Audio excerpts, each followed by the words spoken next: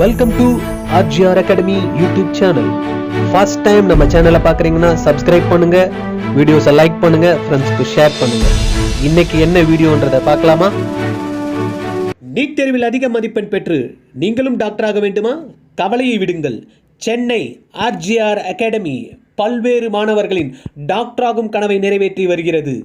நீங்களும் இன்றே RGR academy நடத்தும் நீட் ரிப்பீட்டர்ஸ் 2021 பேட்சில் இணைந்து உங்கள் கனவை நிறைவேற்றுங்கள். தொடர்புக்கு 8695186953. Good morning everyone. I am Pavan Kumar, Physics faculty from RGR Academy. I welcome you all to the RGR Academy's YouTube channel. So we are introducing a YouTube channel in Hindi. Means new channel is in Hindi, and previously also we are doing the videos for Tamil medium as well as English medium. Okay, so today I will take the class in combined Hindi English as well as English. Approach कैसे करना चाहिए, कैसे हम अपने marks को बढ़ा सकते हैं, कंटिन्यूस प्रैक्टिस सबसे इम्पोर्टेंट पॉइंट है जो कि किसी भी एग्ज़ाम के लिए इम्पोर्टेंट है, वो है कंसिस्टेंसी. मीन्स अगर हम किसी एग्ज़ाम के लिए प्रिपरेशन कर रहे हैं तो सबसे ज़रूरी बात है कि हमें कंसिस्टेंट होना पड़ेगा, लगातार प्रैक्टिस करनी पड़ेगी. ऐसा नहीं है कि हम एक दिन अगर 8 घंटे पढ़ रहे हैं फिर हम 2 दिन का रेस्ट ले रहे हैं. सीधा ज़रूरी बात यह है कि अगर हम डेली भी पढ़ें, अगर 3 घंटे हम डेली दे रहे हैं तो we have to study on the daily basis continuous for around means 1 year, because 1 year or some students are preparing for 2 years or 1 year, so around 3 to 4 hours self study is important. Okay, it is not like that one day you will study for 8 to 10 hours, then you will take the rest for 2-3 days, you will not see the books also, so then your marks will not improve. Okay, so first important point है consistency. Means किसी भी subject के लिए, फिर specifically हम physics के बारे में कुछ पॉइंट्स के ऊपर बात करेंगे जिससे कि हम फिजिक्स आसानी से समझ सकें और इजीली अपना स्कोर बढ़ा सकें. ठीक है, सो पहली बात हो गई consistency. Hard work and smart work both are important. Okay, now see, अगर हम बात करें फिजिक्स की, सो कैसे हम अपने स्कोर को बढ़ाएं. और generally medical students find it tough also. Physics subject is tough, okay, because they are dealing with bio which is theoretical, and chemistry also, half of the part of chemistry is theoretical, but in physics it's purely numerical. But generally अगर हम देखें तो students mistake क्या करते हैं physics को, कि theory के ऊपर अच्छे से ध्यान नहीं देते. थ्योरी, फिजिक्स में भी थ्योरी उतनी ही इम्पोर्टेंट है जितनी कि बायो एंड केमिस्ट्री में. अगर हमारी थ्योरेटिकल कॉन्सेप्ट क्लियर नहीं है तो हम न्यूमेरिकल सॉल्व नहीं कर सकते, because from the theoretical point only we will get the ability to understand the numerical and then to use the concept in the numerical. Okay, so directly without reading the theory properly we cannot solve the numericals. So first important point is we should focus on the theory, means theory के ऊपर focus करना पड़ेगा, then only we will be able to attempt the numericals. Okay, so in physics the first important point we should focus on theoretical part. Like whole physics is based on physical quantities like velocity, speed, acceleration, these things we are discussing. So सबसे पहली बात है कि इनकी definitions एकदम clear होनी चाहिए. Definitions और जो सिंबल हम यूज़ कर रहे हैं उसके लिए, जिस भी फिजिकल क्वांटिटी की बात कर रहे हैं, लाइक जैसे हम एंगुलर वेलोसिटी की बात करते हैं, एंगुलर वेलोसिटी की अगर हम बात करें तो उसका सिंबल यूज़ करते हैं ओमेगा. सो जनरली कुछ स्टूडेंट्स क्या करते हैं, they are getting afraid of the symbols that we are using in physics like omega, alpha. Okay, so first of all we should not afraid of symbols, we should not have any fear of the symbols. So first of all we should know the physical quantity like angular velocity we are talking about. So we should know the definition of angular velocity and all the formulas related to angular velocity. सारी definitions और सारे formulas related to angular velocity हमें पता होने चाहिए. Repeaters batch 2021 RGR Academy started online and offline classes. Admissions contact 8695186953. जो पहले important point जिसके बारे में बात कर रहे थे वो है थ्योरेटिकल पार्ट. ओके, सो थ्योरेटिकल पार्ट में डेफिनेशंस काफ़ी इंपॉर्टेंट हैं किसी भी फिजिकल क्वांटिटी को प्रॉपरली समझने के लिए, तभी हम उसका यूज़ न्यूमेरिकल्स में कर पाएंगे. डेफिनेशंस अगर अपने को अच्छे से पता होगी तभी उसका यूज़ हम न्यूमेरिकल्स में कर पाएंगे. ओके, सो पहला इंपॉर्टेंट पॉइंट हो गया थ्योरेटिकल पार्ट. सो उसके बाद थ्योरी पार्ट में हमने देखा कि डेफिनेशंस इंपॉर्टेंट है। उसके बाद अगर हम बात करें तो डेरिवेशंस पर ध्यान देना चाहिए। डेरिवेशंस, जैसे कोई फॉर्मूला हम डिराइव कर रहे हैं तो उसके क्या क्या स्टेप्स हैं, क्योंकि अगर कभी क्वेश्चन में कोई चेंज करते हैं तो वो फॉर्मूला पर्टिकुलरली एप्लीकेबल नहीं होगा डायरेक्टली। तो अगर हमको डेरिवेशन के बारे में पता है तो हम उसको चेंज करके भी सोच सकते हैं, ठीक है। सो डेरिवेशन की बात हो गई। उसके बाद फॉर्मूलाज बाय हार्ट होने चाहिए हमको, जैसे और विद प्रॉपर कंडीशन, ओके। जैसे कि अगर हम बात करें, अगर काइनेमेटिक्स की बात करें तो काइनेमेटिक्स में हमने ये इक्वेशंस पढ़ी, v is equals to a plus a t, s is equals to u t plus half a t square, v square is equals to u square plus 2as, s n is equals to u plus a by 2n minus 1। So अगर ये equations की बात करें हम, ठीक है, तो ये इक्वेशंस हमको याद होनी चाहिए, लेकिन इसके बारे में कंडीशन भी पता होना चाहिए। क्या कंडीशन है कि acceleration constant, acceleration should be constant. If acceleration is not constant then directly we can not use this equations, okay. So formulas with proper conditions and with proper definitions of the term we are using in the equation. So अगर जैसे हम यहाँ v की बात करें तो v means final velocity. Final velocity का मतलब क्या है, जैसे कि अगर कोई पार्टिकल पॉइंट a से b जा रहा है और b से c जा रहा है, तो अगर हम इक्वेशन यूज कर रहे हैं a से b पॉइंट के लिए, तो जो वेलोसिटी होगी पार्टिकल की b पॉइंट पर वो कहलाएगी फाइनल वेलोसिटी, और जो वेलोसिटी होगी a पॉइंट पर वो कहलाएगी initial velocity, okay. So with proper definitions of the term of the physical quantities that we are using in formula should be clear, okay. And condition, formula with proper condition, because all the formulas are not applicable in all the conditions, okay, with conditions. So formula तो याद होना चाहिए, उसके बाद उसकी conditions भी याद होनी चाहिए कि कब हम वो formula यूज कर सकते हैं, ठीक है। उसके बाद formula, उसके बाद अब लेवल 1 क्वेश्चंस हमने को अप्रोच करने चाहिए, okay. Easy questions, initially we should focus on easy questions, okay. Easy questions because अगर डायरेक्टली हम टफ क्वेश्चंस के लिए अप्रोच करेंगे तो our confidence will become down because if we are not able to solve the questions, okay. So first we should try directly formula based questions, level 1 questions, okay. You can see from any material they are giving the level wise questions, so level 1 questions we have to solve initially, okay. Do not directly move on to the tough questions. So easy questions, then slowly you can increase the level of the questions, okay. Slowly you can increase the level and you find that if you are able to solve the easy question then you will gain some confidence. So उस confidence की वजह से we will be able to solve some tough questions also and slowly we can improve the subject, okay. So ये तो कुछ specific बात हो गई कैसे कि पढ़ाई मतलब फिजिक्स के बारे में पढ़ाई करनी चाहिए, कैसे इनिशियली उसको समझने के लिए कोशिश करनी चाहिए। उसके बाद देखो, उसके बाद अगर हम बात करें तो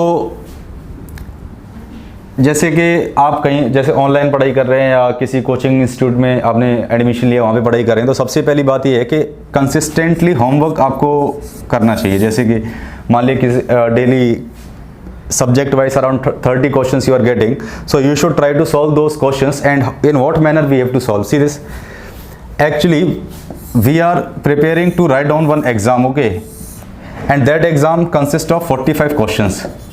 So how much time you will get to solve these 45 questions? According it depends on the student. Around you can consider 45 minutes to 1 hour we can consider. If he reduce the time in other subjects then he can get around 1 hour to solve the physics paper, okay. So जैसे जो भी questions हम try करें घर पे, जैसे मान लिया हमने 10 क्वेश्चंस का सेट लिया and 10 questions we are trying at home, okay. So initially how to try those questions, we should put the timer of 10 minutes, okay.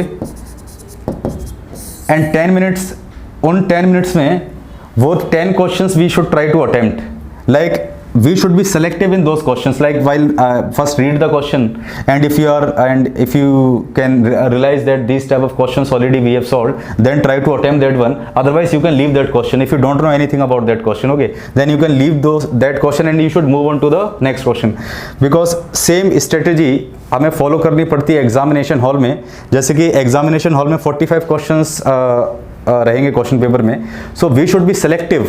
Initially we should try to attempt those questions that already we have solved previously, okay, anywhere like in material और in DPPs और previous year questions that already we have solved.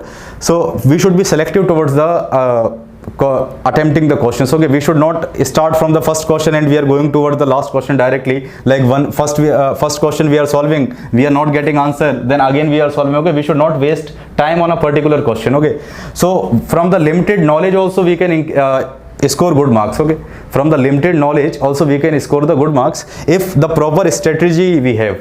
So agar then at a time 10 questions अगर हमने try किए, 10 questions try किए, मान लिया कि हम मात्र 5 questions we are able to solve. Okay, so after solving 5 questions means in first attempt, then we should move on to the remaining questions like if we have time. Otherwise what we should do, we should check the answers of these questions and we should match, means how many marks out of 10, how much marks we are getting. Okay, because when we do the homework like exam, then only we will not feel any pressure while writing down the exam, because each and every day हम exam को लिखने की practice में ही हैं. तो जब हम final exam देने जाएंगे तो हमें कोई ज़्यादा एक्स्ट्रा प्रेशर महसूस नहीं होगा. ठीक है, so daily we have to practice the questions in the given time limit. After that see like this, if you consider we are able to solve only 5 questions in 10 minutes, then after that what we have to do, the remaining 5 questions we should try again. Means after these 10 minutes are completed, we have checked our score, how much score we are getting, then the remaining 5 questions we should try them again. Means now you should give the proper time to these 5 questions. Like you have to think, why I am not able to solve this question, like I don't know the formula, I don't know the concept behind this or what. Okay, so if we don't know the concept, then what we should do, हमें notes को refer करना चाहिए and दोबारा से concept पढ़ने के बाद दोबारा इस क्वेश्चन को ट्राई करना चाहिए. ठीक है, तो ये स्ट्रेटजी हमको फॉलो करनी चाहिए while doing the homework.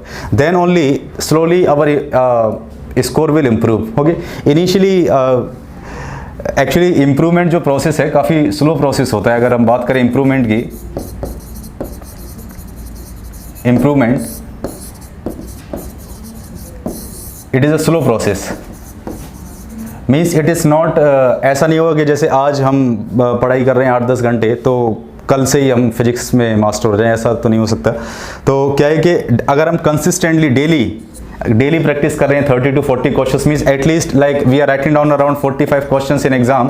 So actually the method is we should practice 45 questions on the daily basis from the one subject, because in physics they are asking 45 questions. So we should have the habit of solving 45 questions in 1 hour. Okay, so daily basis पे अपने को ये practice करनी है कि around 45 questions we should solve at home within the given time limit. After that we have to give some extra time to rectify our mistakes and analyzation of questions, means what mistakes we are making. Okay, so actually जब starting में हम ये सारी चीज़ें follow करेंगे तो अपने को इम्प्रूवमेंट इतनी जल्दी नहीं दिखेगा, लेकिन अगर हम 3-4 महीने लगातार इस प्रैक्टिस को फॉलो करते रहे तो surely you will find the improvement in yourself. Okay, surely you will find that 3 or 4 months back how much score you was getting and now how much score you are getting. So you will find the improvement, then you will feel better. Okay, and at the final exam easily you can score the marks. Clear? And one more thing, like अगर हम बात करें जैसे mechanic section की, अगर हम बात करें so हमें पता होना चाहिए कि जैसे मैकेनिक सेक्शन है, क्लास 12th का इलेक्ट्रोमैग्नेटिज्म सेक्शन है, इनमें जैसे डिफरेंस क्या है, जैसे मैकेनिक सेक्शन में फॉर्मूलाज काफ़ी कम है, formulas are less, concepts are more. So this is purely conceptual, means very less formulas, concepts are more. So actually any type of question they can frame in exam. But if you talk about NEET exam, अगर NEET exam की बात करें तो काफ़ी difficult, मुश्किल questions नहीं पूछे जाते NEET exam में. So if you solve the questions that teachers are discussing in class, okay, and you solve the previous year questions and some any book you solve, DC Pandey or any other book, then easily you will be able to understand the mechanics. Okay, so first of all mechanics के लिए concept clarity is must. Without conceptual clarity we cannot solve the questions of mechanics. और अगर हम वही बात करें electromagnetism section की, electromagnetism section में formulas are more. And NEET, अगर नीट पेपर की बात करें तो directly formula based questions they will ask you NEET exam, okay, from electromagnetism section. So we should know, means how to make any topic strong, we should know what format of questions they are asking from that topic, okay. So like this way also we can understand. After that, one more specific point I want to tell you, see this, like while अगर हम कोई topic class में पढ़ते हैं तो हर, जैसे कोई definition पढ़ी, कोई फॉर्मूला पढ़ा, उसके बाद कुछ इंपॉर्टेंट स्टेटमेंट लिखते हैं, जैसे इंपॉर्टेंट स्टेटमेंट जिसकी वजह से क्वेश्चंस को सॉल्व किया जा सकता हो. तो वो इंपॉर्टेंट स्टेटमेंट और इंपॉर्टेंट फॉर्मूलास हमें एक फॉर्मूला नोटबुक बनानी चाहिए. जैसे फॉर्मूला नोटबुक बनाएंगे,